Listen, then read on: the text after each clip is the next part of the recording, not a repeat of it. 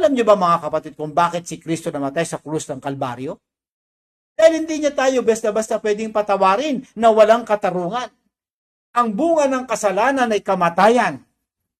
Wala namang pwedeng mamatay. Kahit sino magpakamatay sa atin, 1,000, 2,000 magpakamatay para sa kasalanan natin, walang pwede. Dahil walang saysay ang ating ang ating offering ng dugo dahil makasalanan din tayo.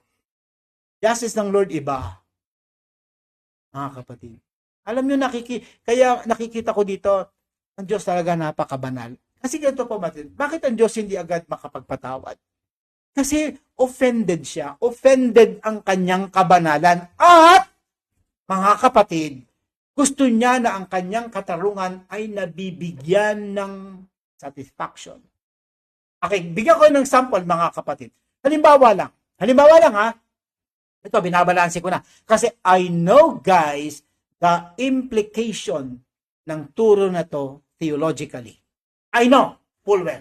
I know, mga kapatid, ang implikasyon nitong tinuturo kong ito. Baka kasi, kasi ito po mga kapatid, may mga tao kasi na ang tingin nila sa Diyos, puro galit. Walang pag-ibig. Yung iba naman, ang tingin nila sa Diyos, puro pag-ibig, wala namang galit. Sandali, binabalanse natin. Dapat pareho nating makita. And that is my point for tonight.